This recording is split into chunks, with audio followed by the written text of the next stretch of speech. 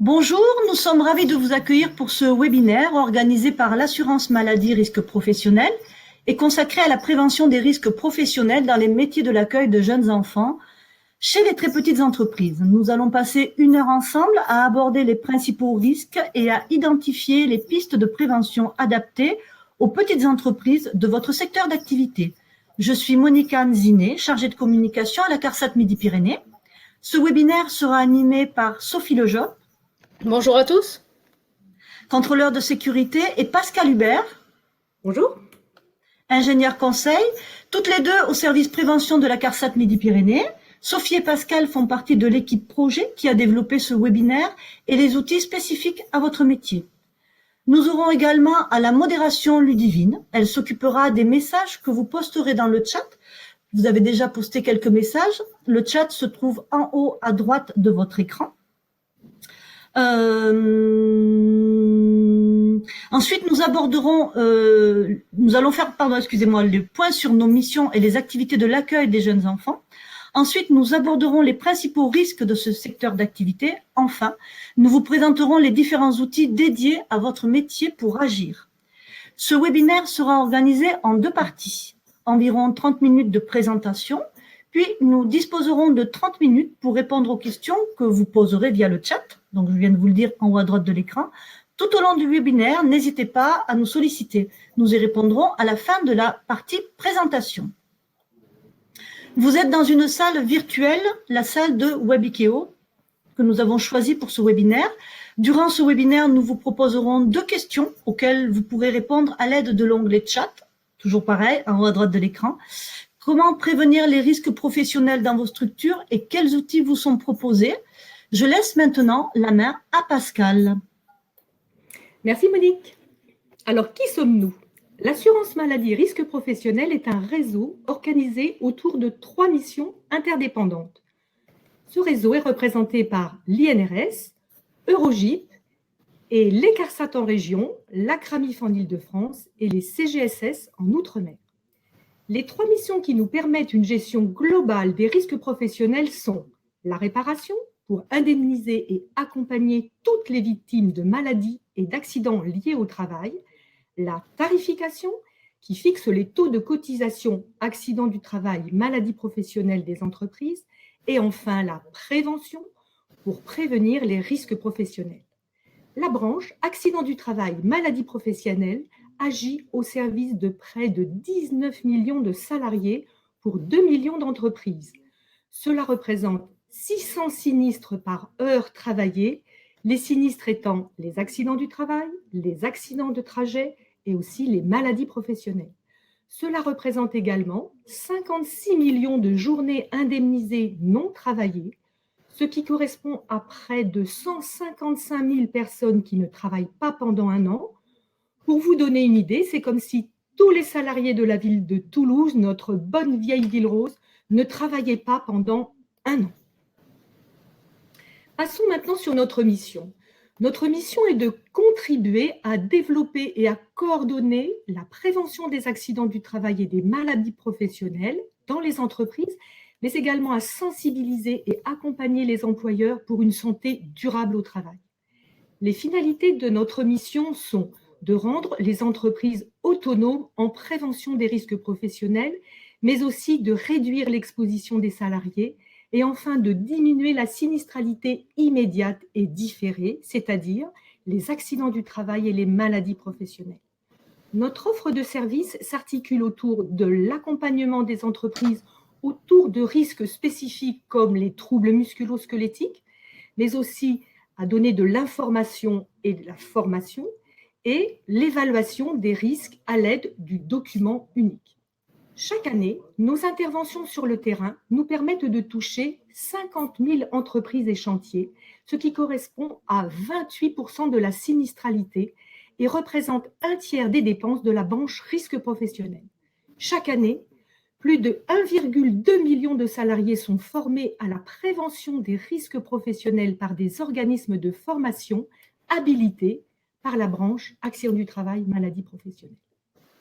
Pour démarrer, nous vous proposons un focus sur l'accueil de jeunes enfants et la santé au travail. Alors, l'accueil de jeunes enfants, c'est quoi? Ce métier consiste à l'accueil temporaire ou occasionnel des enfants de moins de 6 ans dans un lieu d'éveil et de socialisation sous la responsabilité d'un personnel qualifié. Pour les structures, la mise en œuvre des mesures de prévention relève de la responsabilité de l'employeur en concertation avec l'ensemble des professionnels de l'établissement. Nous rappelons que dans votre profession, toute absence pénalise la qualité d'accueil des jeunes enfants en sécurité. En effet, pour chaque accident ou maladie professionnelle, ce sont le fonctionnement et l'équilibre des structures qui sont touchés. Merci Pascal pour ce préambule. Nous allons commencer par une première question, si vous le voulez bien. Connaissez-vous les principaux risques liés au métier de l'accueil des jeunes enfants? Et si oui, lesquels? Donc vous pouvez répondre directement dans le chat à partir de maintenant. On va attendre un petit peu vos réponses. J'en profite pour vous dire que vous êtes déjà 75 en ligne avec nous. On va laisser les personnes répondre. Je ne vois pas de réponse pour le moment. Du coup, Pascal, je te laisse. Hop, je vois apparaître quelques risques. Alors, le bruit, les TMS, on vient d'en parler, le mal de dos, les TMS reviennent. Voilà, les lombalgies. Je pense que vous avez une vision globale des charges qui pèsent sur votre travail. Je te redonne la main, Pascal. Oui, merci Monique. Alors, pendant qu'on vous laisse encore quelques instants pour répondre à cette première question, nous vous proposons d'identifier justement les principaux risques de votre métier. Donc, comme on le voyait là sur les premières réponses, nous voyons ici que les douleurs au dos sont de loin les plus fréquentes. Mais en effet, dans votre profession, 50% des accidents du travail sont liés aux manutentions manuelles. C'est énorme. Mais de quelle manutention parle-t-on finalement? Des activités levées-couchées dans les berceaux, des changes des enfants qui ne marchent pas, de la réception des commandes, du rangement du matériel utilisé pour les activités ou des activités de ménage, par exemple. Ensuite, nous avons les chutes. Dans votre métier, en deuxième position, nous trouvons les chutes de hauteur, chutes de plein pied, qui représentent 41% des accidents du travail. Glissade, trébuchement, faux pas, perte d'équilibre, les chutes de plein pied sont des accidents du travail encore trop souvent perçus comme étant inévitables et de caractère bénin. Contrairement à ces idées reçues, en France, les chutes de plein pied constituent la deuxième cause d'accident dans l'environnement professionnel. Elles peuvent avoir des conséquences graves, parfois même fatales pour les salariés victimes. Alors, un autre risque que nous avons vu, est-ce que je l'ai vu? Peut-être pas, si. Non. Alors, vos métiers sont particulièrement exposés aux risques psychosociaux. Le stress lié à la responsabilité de veiller sur l'enfant confié et aux relations avec les parents parfois difficiles, voire violentes, mais aussi la charge émotionnelle du travail avec les enfants. Ces risques sont à l'origine de diverses pathologies telles que dépression, troubles du sommeil, maladies psychosomatiques, troubles musculo-squelettiques. Tout ceci provoque absentéisme, arrêt du travail, turnover important et désorganise la structure. Notez également que ces risques sont en constante augmentation. Enfin, un risque qui a été effectivement évoqué là dans le chat, une quatrième source d'accidents du travail à ne pas négliger, les nuisances sonores. Un niveau sonore élevé est éprouvant nerveusement, source de stress, de fatigue auditive et physique. Il impose aux professionnels de forcer la voix pour se faire entendre et engendre une perte de temps significative.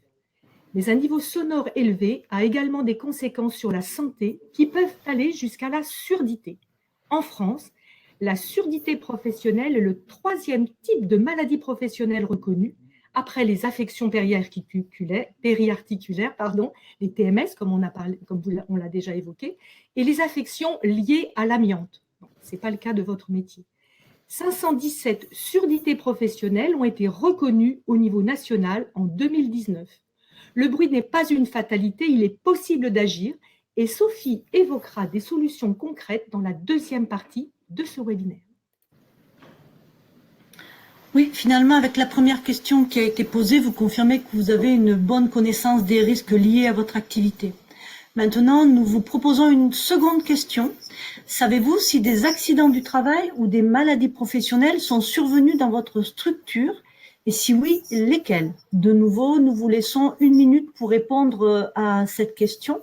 Donc, je confirme un petit peu tout ce que vous avez dit lors de la première question. Hein. Il y a aussi les maux à l'épaule, les douleurs de dos, les épaules reviennent souvent, le rangement des chariots, les coupures, effectivement. Je lis un petit peu rapidement, les nuisances sonores, on va en parler, les TMS, la pollution des lumières également. Donc, la deuxième question, savez-vous si des accidents du travail ou maladies professionnelles sont survenus dans votre structure? On vous laisse un petit peu de temps pour répondre, mais je redonne la main à Pascal. Merci Monique. Alors, nous avons abordé les principaux risques de votre métier. Bien sûr, il y en a d'autres. On a fait un focus sur les 4 principaux, on va dire. On va évoquer maintenant leurs conséquences en termes d'enjeux humains. L'impact des accidents du travail et des maladies professionnelles pour les salariés, les structures et votre profession dans son ensemble se résume en 3 chiffres clés. 200 000, premier chiffre clé, est le nombre de journées de travail perdues par an dans votre profession suite aux accidents du travail et aux maladies professionnelles. Cela représente pour chaque structure une moyenne de 49 jours d'arrêt par an, donc, ou si nous ramenons ces chiffres par salarié, cela représente 8 jours de travail en moins par an par salarié. Le deuxième chiffre clé, 66, est le nombre de jours d'arrêt en moyenne pour un accident du travail, soit un peu plus de 2 mois d'arrêt. Enfin, le troisième chiffre clé, 255, est le nombre de jours d'arrêt en moyenne pour une maladie professionnelle, soit 8 mois et demi d'arrêt. Tous ces chiffres nous montrent l'impact des accidents du travail et des maladies professionnelles sur votre activité. Je vais faire juste un petit retour rapide par rapport à vos réponses sur la deuxième question. Donc effectivement, ce que l'on voit, je pense que les personnes qui ont répondu, ils sont sensibles. Il y a effectivement beaucoup d'accidents du travail. Je prends notamment Catherine qui nous dit en glissant sur des gros Legos dans sa section. Armel qui revient sur des douleurs musculaires, les TMS encore une fois, les chutes. Les traumas de pied suite à un choc, les coupures. J'ai vu également passer à un moment donné des allergies également, pincement de doigts dans la feuillure de la porte. On le voit, ce sont des accidents qui sont bénins, mais qui néanmoins, comme tu expliques Pascal, peuvent avoir des conséquences sur le quotidien, sur l'organisation et sur la santé. Je te redonne la main. C'est à Sophie. Oui, pardon, oui, Sophie. Coup, Pascal vient d'évoquer les conséquences humaines des accidents du travail et maladies professionnelles. Donc, je vais maintenant vous expliquer comment prévenir ces risques. Donc, la démarche de prévention, elle va se dérouler en 2 temps. Donc, la première étape qui consiste à identifier les risques de façon la plus exhaustive possible avant de pouvoir les évaluer et fixer des priorités. La deuxième étape vous permettra d'agir pour pouvoir prévenir ces risques ou en limiter la gravité en définissant des actions de prévention. Donc, la première étape d'identification et d'évaluation, elle est propre à chaque structure. Elle dépend de son organisation, de ses équipements et des personnes qui les utilisent. Donc, il va falloir identifier pour chaque phase de travail à quels risques sont exposés les collaborateurs. Donc, il est important de prendre en compte le travail réel pour chaque phase identifiée. Donc, cette démarche doit être participative. Il s'agit de mettre en place une approche terrain avec la participation des salariés. C'est l'occasion également de sensibiliser l'ensemble des acteurs de l'entreprise et de les fédérer autour de cette démarche. Ainsi, vous allez pouvoir répondre à ce qui est demandé par la réglementation, mais pas seulement. Cela vous permettra également d'améliorer les conditions de travail et de réduire la survenue d'accidents ou d'en limiter la gravité. Donc maintenant que nous avons identifié les risques, il va falloir agir pour les prévenir. Donc, dans un premier temps, il vous faudra rédiger un plan d'action avec des mesures planifiées dans le temps qui devront être suivies pour leur réalisation et leur efficacité également. Nous allons vous donner à titre d'exemple des pistes de solutions liées aux risques que Pascal vient de nous présenter. Donc, pour prévenir le mal de dos, par exemple, choisissez du matériel et des équipements qui sont adaptés à l'adulte en prenant soin de faire ce choix avec les utilisateurs et de façon participative. Ce pourra être, par exemple, des sièges cale-dos pour la surveillance des plus petits, des sièges biberons avec accoudoir et repose-pied. Pascal parlait tout à l'heure des risques liés aux manutentions manuelles. Donc, il convient d'étudier toute possibilité permettant de réduire ces risques, notamment en choisissant des équipements tels que mobilier sur roulette, escaliers permettant aux enfants d'accéder au plan de change sans avoir à les porter, ou encore des changes debout. N'oubliez pas également de surélever l'électroménager dans la cuisine et dans la lingerie également, de façon à limiter les postures contraignantes. Pour éviter les risques de chute, vous pouvez aménager les espaces de travail et de circulation en désencombrant les zones de passage, mais également en installant un système d'éclairage automatique à détecteur de présence, à la fois dans les couloirs et dans les zones sombres, comme par exemple les réserves. Prévoir également des espaces de rangement en nombre suffisant et facilement accessibles. Pour prévenir les risques de tension et d'incidents, mettez en place des mesures organisationnelles telles que aménager des temps d'échange de pratiques, par exemple, organiser l'accueil et l'intégration des nouveaux embauchés, également soigner les temps de transmission avec les parents pour améliorer les conditions d'échange d'informations concernant les enfants, mais aussi penser à la formation de vos collaborateurs à la gestion des conflits. Le bruit, c'est également une des expositions majeures de vos métiers. Donc, pour le réduire, mettez en place des mesures techniques pour agir sur sa propagation et sa réverbération à l'aide d'un traitement acoustique des bâtiments. Des mesures organisationnelles peuvent être aussi mises en place, comme par exemple diversifier les animations afin que tous les groupes n'aient pas des activités bruyantes en même temps. Donc, nous allons maintenant visionner un exemple concret à travers un témoignage d'aménagement sonore d'une crèche. C'est un film qui a été réalisé par la CARSAT Midi-Pyrénées dans le cadre du projet Moins fort le bruit. C'est bon, Monique, tu peux lancer le film, s'il te plaît.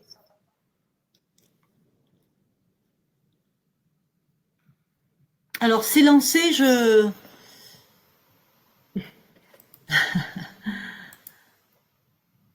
le relance à nouveau.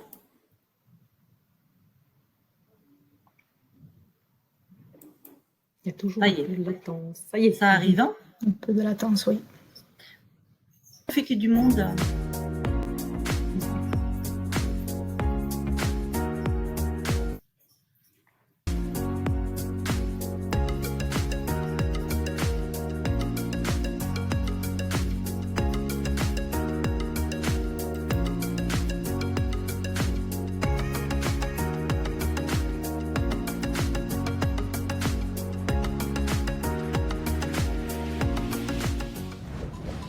Dans une crèche, le traitement acoustique d'un plafond peut-il être efficace? Avant, le bruit était insupportable. Quand je rentrais chez moi, j'avais mal à la tête. Sans traitement acoustique, le niveau sonore atteint 82 décibels. Avec traitement, l'intensité sonore est diminuée par 2. Depuis que l'on a refait les plafonds, l'ambiance est plus calme. Je revis et l'équipe aussi.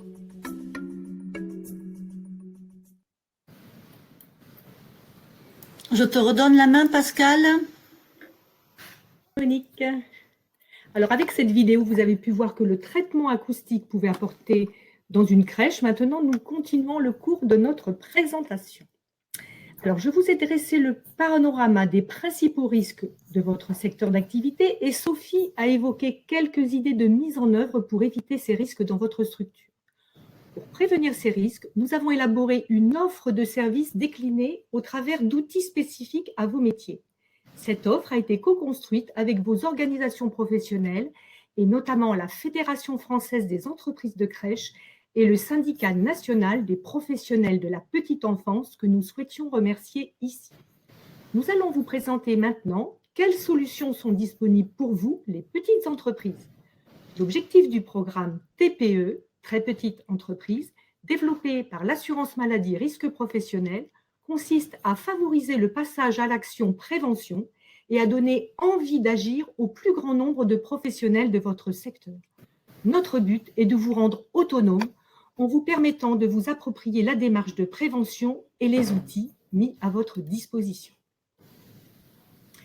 Alors, ce carrousel représente les éléments clés de l'offre de services disponible pour votre secteur.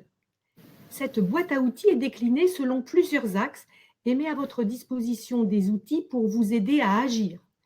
Tous ces outils sont complémentaires, anonymes, gratuits et simples d'utilisation pour structurer votre démarche de prévention. Certains outils intègrent la spécificité de vos métiers. Vous les retrouverez en bleu dans le carrousel. Ce sont l'outil OIRA, qui vous permettra de réaliser l'évaluation des risques professionnels de votre structure, mais aussi une page web spécifique sur les sites Amélie Entreprise et INRS qui vous donne accès aux outils de votre métier et pour vous aider à déterminer votre plan d'action à venir, des fiches solutions et des fiches d'aide au choix du matériel. D'autres outils dits génériques sont communs à l'ensemble des métiers ou à plusieurs métiers, car certains sujets peuvent être traités de manière identique. Ils figurent en jaune dans le carrousel. Cela concerne l'outil d'aide à l'analyse d'un accident du travail, car un accident du travail peut survenir dans toute entreprise, quel que soit le métier, mais également l'outil de formation en ligne pour acquérir les bases en prévention, ainsi qu'un cahier de l'accueillant destiné à mieux intégrer les nouveaux. Enfin, vous avez dû remarquer que les fiches solutions comportaient 2 couleurs. Elles étaient bleues encadrées de jaune, car en effet, il existe également des fiches solutions génériques qui s'appliquent à plusieurs métiers. Cette offre est accessible sur les sites Amélie Entreprise et INRS. Les liens pour accéder aux différents outils vous seront indiqués à droite de chaque diapo. Alors, Sophie va vous présenter succinctement certains outils de l'offre de service. Elle commencera par l'outil qui va vous aider à réaliser votre évaluation des risques professionnels, évaluation qui sera retranscrite dans le document unique. C'est à toi, Sophie.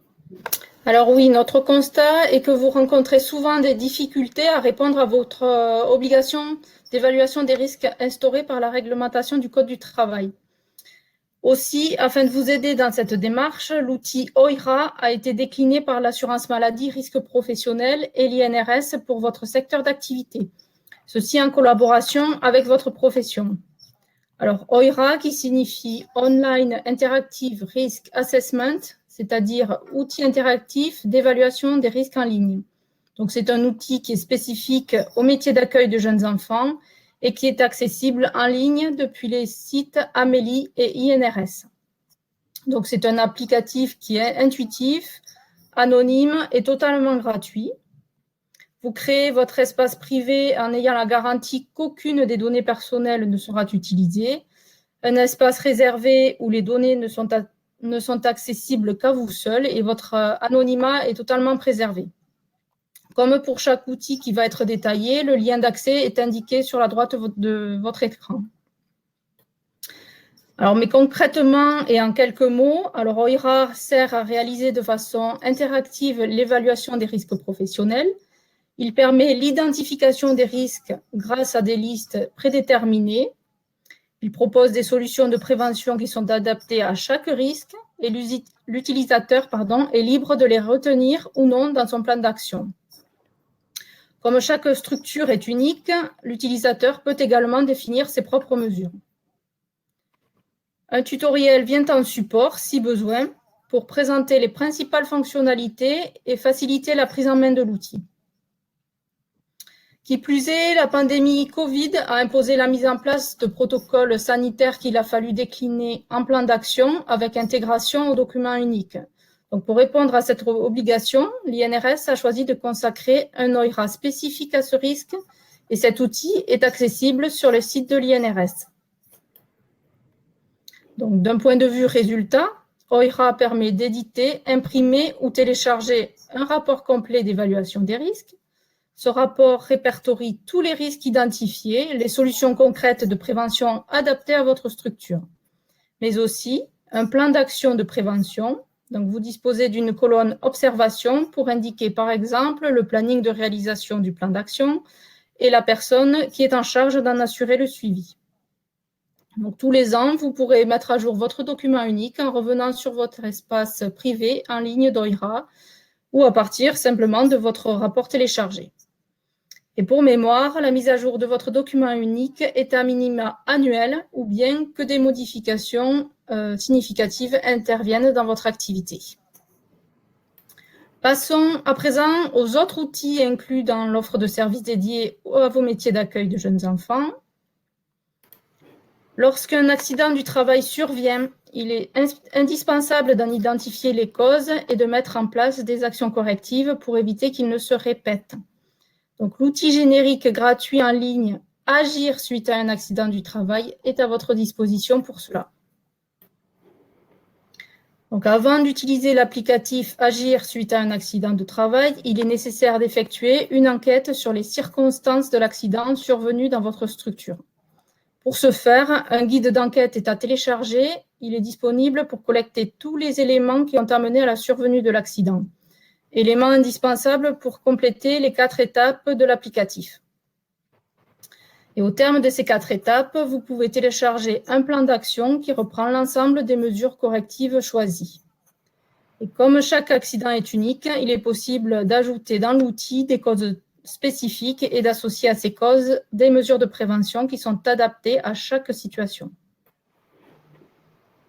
Les risques professionnels ne sont pas une fatalité. Des fiches solutions prévention spécifiques par rapport aux risques majeurs de votre secteur vont être mises à votre disposition et elles sont en cours d'élaboration. Vous trouverez également des fiches solutions prévention dites génériques qui sont déjà disponibles et qui s'appliquent à plusieurs métiers, comme celles que nous vous proposons sur la diapo, utiliser en sécurité les produits chimiques d'entretien. L'architecture de ces fiches est toujours la même. Elle est articulée autour de 2 questions, pourquoi et comment. Donc, certaines mesures de prévention consistent à s'équiper de matériel. Donc, vous trouverez des fiches « Comment bien choisir son matériel » spécifiques au métier de la petite enfance.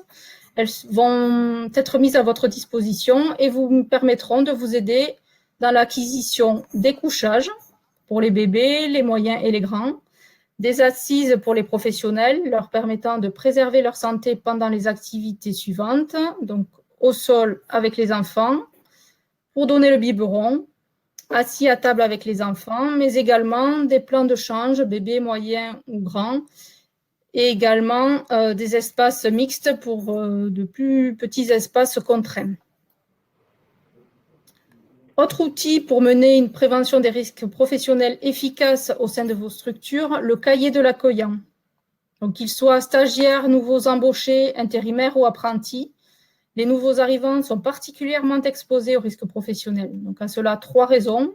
Une conscience insuffisante des dangers liés à leur prise de poste, une méconnaissance des enjeux de prévention des risques et des difficultés à se projeter dans le futur en termes de santé, surtout pour les plus jeunes. Et en France, les 18 à 24 ans ont 2,5 fois plus d'accidents du travail que les autres salariés. Et 25% des accidents du travail concernent des salariés qui ont moins d'1 an d'ancienneté dans l'entreprise. Donc, pour accueillir une nouvelle recrue, il faut donc l'intégrer à la structure, s'assurer de sa formation et aussi la protéger des risques liés à son poste. Donc, nous arrivons maintenant au dernier outil qui va vous être présenté. Donc, pour le nouvel arrivant, mais aussi pour les professionnels déjà en place, la formation, la prévention permet à chacun de devenir acteur de sa santé. Donc, en prenant mieux conscience des dangers liés à son activité et en connaissant les bonnes pratiques en matière de prévention des risques professionnels. Il est possible de bénéficier gratuitement de cette formation en ligne apportant les bases en prévention des risques professionnels au travers de 4 modules. Donc, comme pour chaque outil qui vous a été présenté, le lien pour accéder à cette formation est indiqué sur la droite de votre écran. Bien, merci Sophie. Nous sommes arrivés au terme de la présentation de l'offre de services et des outils dédiés à vos métiers d'accueil de jeunes enfants. Nous vous indiquons à nouveau sur cette diapo comment accéder à cette offre gratuite et disponible en ligne depuis le site amélie.fr et aussi sur le site de l'INRS dans la rubrique de votre métier. Je précise, je l'ai vu aussi dans le chat, que vous allez retrouver cette présentation en téléchargeant le support mis à votre disposition via l'onglet téléchargement en haut à droite de votre écran.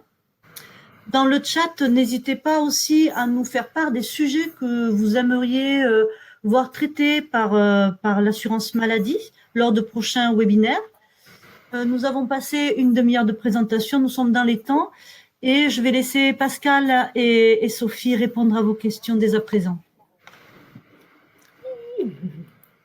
On les lit. Alors, quelle proposition?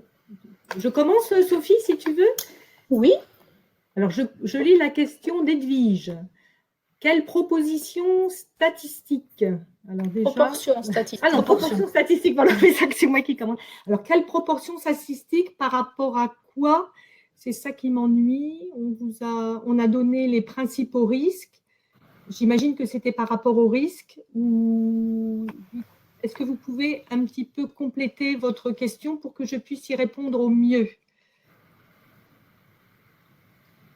On laisse cette question en attente? Oui, on on va passer à la suivante. Oui. Hein, merci. Tu prends la suivante, Sophie? Alors, Catherine qui demande support ou le gestionnaire pour l'utiliser et l'afficher.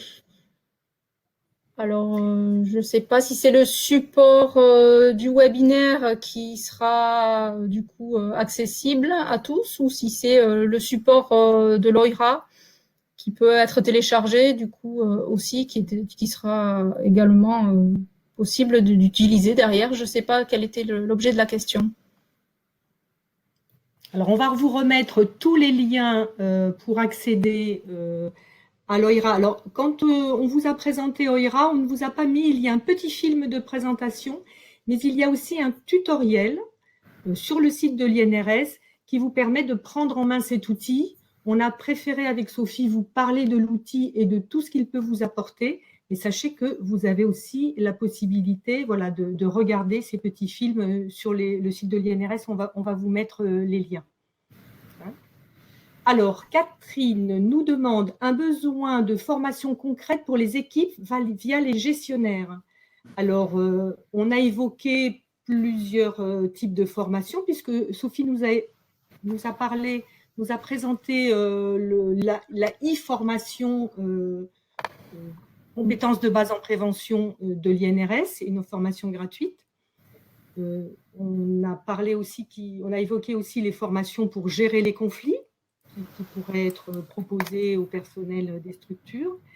Il y a aussi des formations PRAP, tu peux peut-être un petit peu les évoquer, Sophie, la PRAP 2S ou... Oui, alors c'est une formation qui est dédiée au métier du secteur sanitaire et social et qui est vraiment ciblée sur les troubles musculo-squelettiques et qui vous permet de mettre en place des solutions concrètes dans vos structures. Je reprends la parole. Edwige posait quelle proportion statistique et il me semble qu'elle parlait un accident du travail reconnu en lien avec le stress et les risques psychosociaux. Moi, j'ai pas la réponse tout de suite là. Ce que l'on peut faire, c'est comme toutes les questions qui nous sont posées vont être reprises avec les réponses et que vous aurez ça à votre disposition avec le replay du webinaire. Nous nous proposons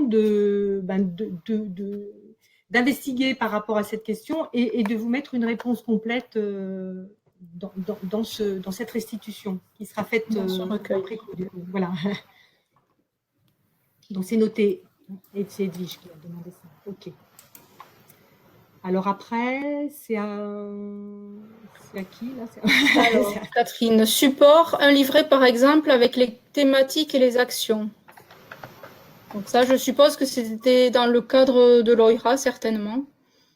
Donc oui, on retrouve on retrouve les différentes thématiques avec le plan d'action que vous pourrez télécharger à la suite de votre évaluation, effectivement.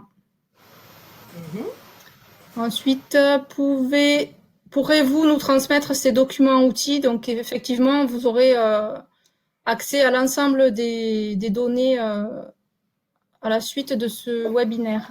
Vous aurez tous les liens. Voilà. Donc, pareil, Clément qui nous donne, pourrez-nous avoir accès à votre présentation à l'issue du webinaire? Oui, normalement, nous l'avons placé à un endroit pour que vous puissiez déjà le télécharger dès maintenant. Mais ne vous inquiétez pas, si ce n'est pas possible techniquement, vous recevrez d'ici 48 heures un mail qui vous permettra donc de voir le replay et d'accéder au support. Hein. Donc, de toute façon, vous aurez le support, il n'y a pas de souci. On passe à la question de Bénédicte qui nous dit les centres de santé au travail, qui s'appellent maintenant effectivement les centres de prévention et de santé au travail, peuvent être des partenaires pour élaborer cela. J'imagine que vous parliez du document unique. Alors, oui, bien sûr, il y a plein de partenaires qui peuvent vous aider, vous supporter pour vous aider à construire ce document unique. Nous, on souhaite vraiment que vous vous l'appropriez et pas que ce soit quelqu'un qui le fasse à votre place. Voilà. C'est vous et vous seul qui connaissez parfaitement les risques de votre structure et donc il est important que vous fassiez la démarche vous-même. Vous pouvez toujours vous faire aider par donc, les services de prévention et de santé au travail. Il y a aussi d'autres structures qui peuvent vous aider ou même des structures autonomes, enfin, extérieures. Bien sûr, les CARSAT aussi, la caisse dont vous dépendez peut aussi vous aider à ce sujet. On continue. Hop. Les gestionnaires auront-ils tous les outils OIRA? Oui, donc effectivement, oui, vous aurez tous les liens, comme on l'a dit précédemment. Alors, vous n'êtes pas obligé d'utiliser OIRA non plus pour faire votre document unique. C'est une aide, bien sûr, hein, ce n'est pas une obligation. L'obligation, c'est de faire son document unique. Vous n'avez pas d'obligation de format, vous n'avez pas d'obligation de type de document, vous le faites, voilà. Il faut que ça soit à votre main, il faut vraiment que voilà, vous vous appropriez ce document. OIRA est une aide, parce qu'effectivement, quand on n'a jamais pratiqué, c'est difficile. Donc, c'est pour vous mettre un peu le pied à l'étrier, comme on dit. On vous aide dans cette démarche, mais il n'y a rien d'obligatoire. L'obligation, c'est de faire son document unique. Alors, Edwige, donc c'était la suite de la question de tout à l'heure, j'imagine, oui. Par rapport au complément d'information. Voilà. Alors, existe-t-il des financements particuliers pour financer l'achat d'assises spécifiques? Alors, des financements particuliers, non, on a un financement qui pourrait correspondre à cette particularité. Donc, on a la possibilité de vous aider à travers des subventions prévention TPE qui sont destinées aux entreprises de moins de 50 salariés. Donc, il y en a une plus précisément qui pourrait correspondre à vos métiers, qui est TMS Pro Action, qui permet de financer l'achat de matériel ou d'équipements pour réduire les contraintes physiques et pour réaliser des formations visant à prévenir les TMS, justement. Alors, je ne sais pas si tu veux compléter, Pascal, peut-être. Oui, pardon, j'étais en train de copier les OIRA, pardon. Oui, très bien, oui. Alors, là, vous savez que les financements, les subventions prévention TPE, puisque c'est le terme consacré chez nous, le budget a été épuisé pour cette année, donc il faut attendre peut-être fin décembre ou début janvier pour que de nouveau on ait un nouveau budget pour la nouvelle année. Et donc oui, tout à fait, Sophie a raison. Avec cette aide-là, vous pourriez, entre autres, financer ce type d'achat. Mais pas que, mais tout à fait. Oui. Donc, je vous ai mis sur le chat le lien. Alors, je vais peut-être le recouper en deux parce que je vous ai mis le lien de l'OIRA, l'outil, le lien de l'INRS. C'est le lien général où vous allez avoir ce petit film de présentation, le tuto dont on parlait avec Sophie, et vous avez tous les OIRA, finalement, la liste de tous les OIRA, et accueil de jeunes enfants, nous sommes le premier outil. Donc, ce n'est pas difficile, c'est le premier lien. Et justement, le lien de ce premier outil, je vous l'ai mis en dessous. Voilà. Hein, outil TPE, OIRA, accueil jeunes enfants. Voilà, vous avez le lien aussi pour accéder à l'outil. Alors, eh bien, donc ça, c'est Edwige qui précise sa question sur les fiches statistiques des accidents du travail reconnus en lien au stress. On complétera, donc on vous donnera une réponse précise quand on aura investigué un peu. Tu prends la suite. Avez-vous des outils pour interroger l'équipe sur ces risques au mieux sans inquiéter? Donc cela peut se faire lors de la mise à jour du document unique, tout simplement.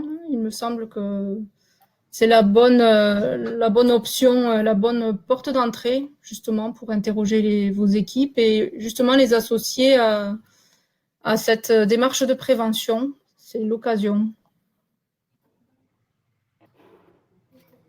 Alors, pendant que Sophie parlait, j'en ai profité pour vous mettre quelques liens. Voilà, je vous ai mis le lien page INRS et le lien page Amélie de votre métier où il y a donc les outils qui vous sont proposés. Et je reprends, là j'ai des questions. Alors, quelles sont les assises possibles dans les dortoirs enfants au sol? Donc ça, Sophie, tu es plus spécialiste que moi. Oui, alors il y a beaucoup de sortes d'assises qui sont proposées par les fournisseurs.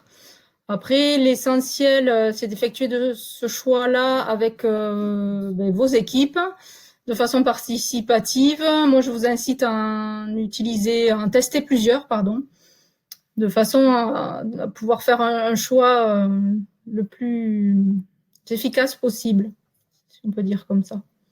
Donc après, il y a plusieurs types de sièges, dont des cales dos souvent qu'on voit, qui permettent de s'asseoir directement au sol auprès des enfants, tout en permettant d'avoir le dos le plus maintenu possible.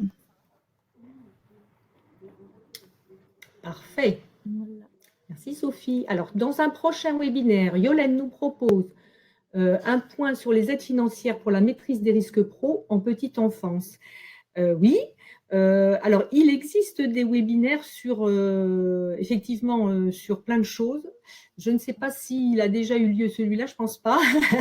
Mais oui, c'est une… Alors bon, on ne pourrait peut-être pas faire un webinaire entier. On ferait peut-être les aides financières et puis peut-être autre chose dans votre métier. Parce que parler de 30 minutes de ça, je ne sais pas si on aurait la matière. Ou en tout cas, répondre à vos questions. Mais oui, c'est une très bonne idée. Merci Yolène, merci beaucoup. Quelle est la procédure pour en bénéficier? Pour l'aide financière, j'imagine, je continue parce que je pense que c'est le même sujet.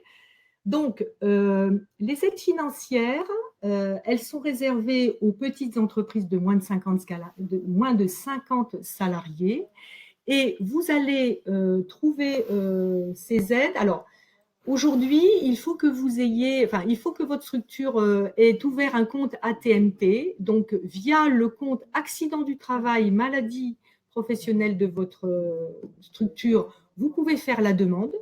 Sinon, si vous n'avez pas encore ouvert votre compte AT-MP, j'en profite pour vous inciter à le faire. Tout à fait, c'est une bonne idée.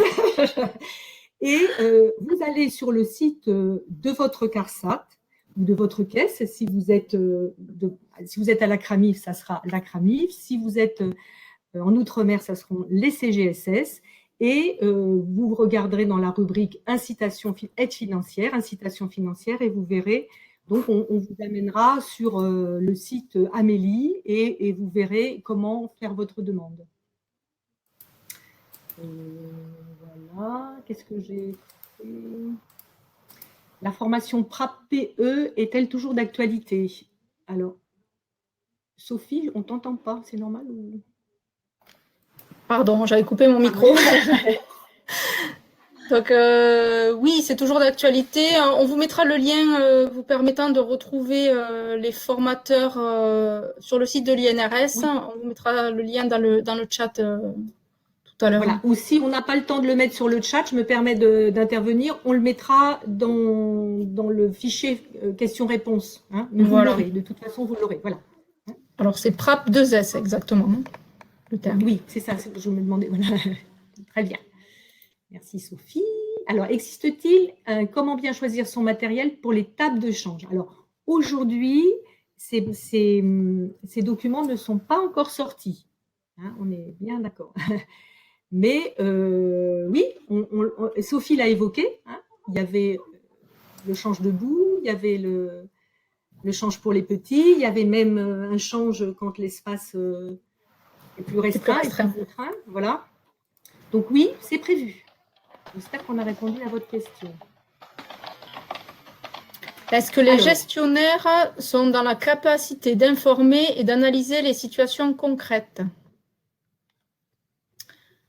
Alors, normalement, c'est encore une question relative à l'évaluation des risques professionnels.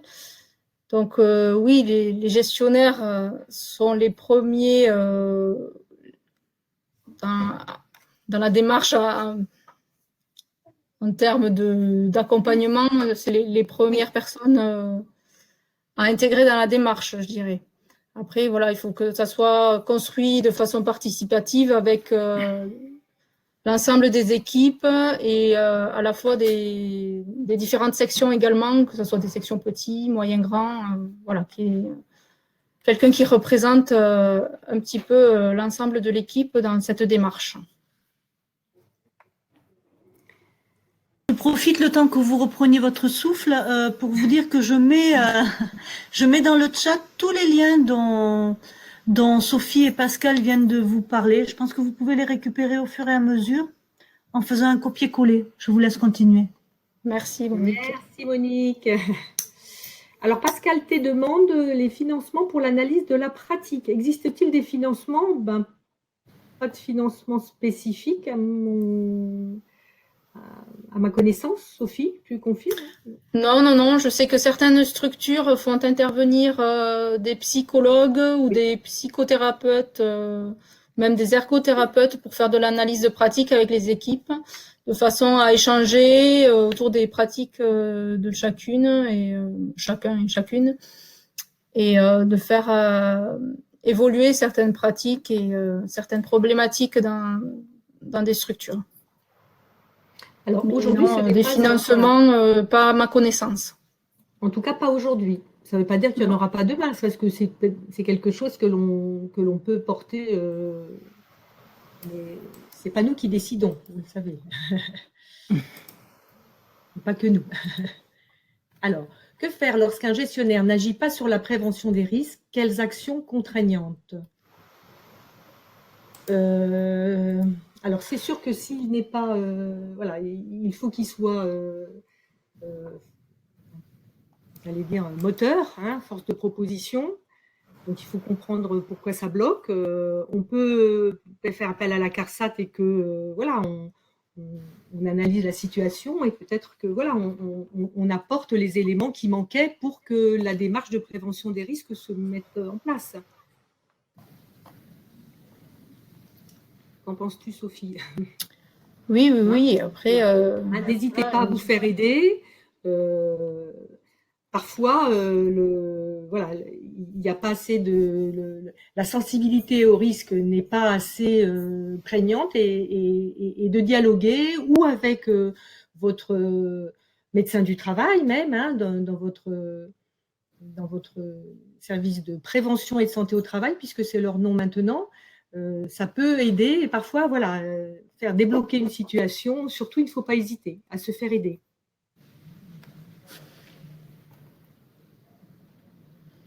Alors, qu'en est-il, Ségolène nous demande, qu'en est-il de la sécurité incendie? Donc, concernant l'incendie, je sais que vous avez de nombreux contrôles à la fois de la PMI, mais également à l'ouverture de la structure. Donc, c'est un point que nous n'avons pas repris dans l'OIRA. Mais effectivement, il y a déjà une réglementation qui est très dense sur le sujet. Donc nous n'avons pas repris ce risque qui semblait pas prioritaire dans le choix des mesures de prévention à vous présenter aujourd'hui. Oui, d'ailleurs, d'autres risques, le risque électrique, tout ça, enfin, il y a des risques que l'on n'a pas mis, effectivement. Hein. On a essayé plutôt de cibler sur les risques dits spécifiques à votre métier. Voilà. Mais effectivement, c'est un risque qu'il faudra également évaluer dans l'évaluation des risques. Hein. Oui, par contre, oui. Alors, Marine, si la formation PRAP 2S donc, est toujours d'actualité, lui a-t-on adapté la réalité terrain car je trouve qu'elle présente de nombreuses limites, notamment le port de charge des bébés. Alors, moi, je n'ai pas suivi cette formation spécifique, donc je ne pourrais pas répondre, mais nous allons… tu l'as suivi, toi, cette formation? Non. Mais donc, on va vous répondre, Marine. On répondra à tous d'ailleurs. Hein. Si vous voulez une réponse spécifique d'ailleurs, comme on a vos adresses mail sur votre bulletin d'inscription, nous vous répondrons aussi spécifiquement et vous aurez aussi la réponse dans ce document qui reprendra toutes les questions-réponses de ce webinaire. Alors, Yolène nous soumet une idée de webinaire. Comment l'assurance maladie peut aider les employeurs dans la reconnaissance des accidents de travail nécessitant une requalification en maladie professionnelle. Avec un exemple, un accident TMS déclaré alors qu'il s'agit au final d'une pathologie chronique reconnue. D'accord, donc c'est très spécifique, oui. Oui, puis là, si c'est la reconnaissance, c'est… Voilà, oui. D'accord. Ok, très bien. Bon, c'est noté. Merci, Yolène. Merci, Yolène. Donc, Jeanne, concernant les risques biologiques, les professionnels sont en contact avec des agents bio du groupe 2 ou du groupe 3. Alors ça, on l'a vu, je ne me rappelle plus. Alors là, je ne pourrais pas répondre, ouais, je ne me souviens pas. Vous répondre. On l'a fait puisqu'on l'a fait quand on a regardé l'OIRA, mais bon, ouais, là, je ne vais pas l'avoir sous les yeux. C'est les joies du direct. on vous répond aussi, on vous répond dans le petit document. Hein. Alors, Catherine, le document unique serait-il bien le reflet des situations et des agencements de l'EAJE? Eh bien, il sera ce que vous en ferez vous. Enfin, oui. Voilà, le but, c'est de faire un document qui correspond au risque de votre environnement de travail. C'est le vôtre, il n'appartient qu'à vous. Il est unique, on va dire. C'est celui de votre structure. Donc, c'est comme ça qu'il faut qu'il soit et c'est comme ça qu'il faut le créer, c'est comme ça qu'il faut le penser. Est-ce que c'était dans ce sens-là que vous vouliez une réponse ou c'est ça que… J'espère avoir répondu dans le sens de votre question. Alors, Pascal nous dit financement en fonction publique hospitalière et non pas en TPE, subvention de prévention.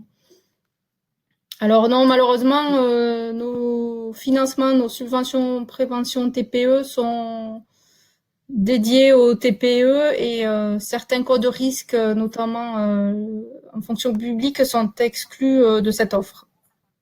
Voilà, ça fait partie, ce sont uniquement les entreprises du régime général. Donc pas les administrations centrales ou les services extérieurs des administrations. Voilà, hein, pas les collectivités territoriales, communales, départementales, régionales, les établissements publics médico-sociaux et collectivités territoriales, les administrations hospitalières, y compris les établissements publics. On vous le remettra ça, bien sûr, hein, dans les questions-réponses, mais on finance pour des entreprises qui ont au moins un salarié au régime général. Exactement. Oui, certains codes risques, 751, AG, BA, CC et CE. Et on vous redonnera tout ça, on vous le mettra bien par écrit pour que ce soit clair. Hein. Et tout ça, bien sûr, vous le retrouvez sur les liens du site de la caisse régionale dont vous dépendez ou du site Amélie dans la rubrique subvention, prévention TPF, subvention financière pour les entreprises. Tout ça, vous le retrouverez aussi. Mais nous vous le renoterons. Alors Edwige, vous pouvez proposer un cahier d'alerte. Alors, je n'ai pas à ma connaissance un modèle de cahier d'alerte, moi, mais… Qu'est-ce qui vous gêne?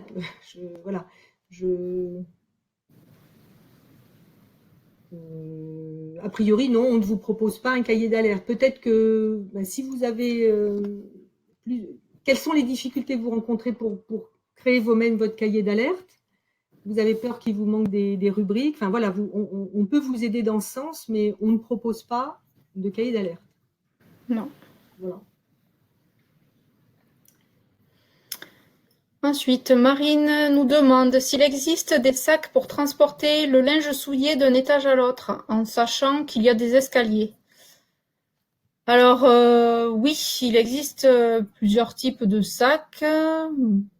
Donc, des sacs en tissu qui sont mis en place avec des chariots par des prestataires. Ça peut être des sacs qui sont biodégradables, qui se passent en machine et qui vont se détruire au contact de l'eau et de la lessive, et qui du coup vous permettra de ne pas être en contact direct avec le linge souillé. Puis après, pour passer d'un étage à l'autre, peut-être l'utilisation d'un chariot, de monte-charge, je ne sais pas, après, tout dépend de l'étendue de la structure, en fait, et de vos possibilités en termes structurels.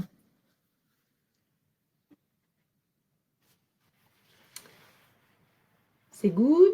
Donc, je prends après. Alors, Edwige nous dit, pour les outils concrets, ce document est très intéressant. Ah ben, merci Edwige de nous donner des billes. Merci à vous. Merci. On mettra ce lien aussi, si vous voulez bien, dans l'échange. Tac. J'ai pas fait grand-chose, c'est vous qui avez fait, là. Alors, Yolène nous remercie pour notre webinaire et tous les outils mis à disposition. Merci aussi à la FFEC qui vous a accompagné. Les outils sont vraiment pertinents. Merci Yolène. Il y a Catherine qui nous dit aussi qui pourrait inspecter les EAJ des défauts de sécurité ou agencement pour prévenir les accidents ou maux. Alors, je ne sais pas.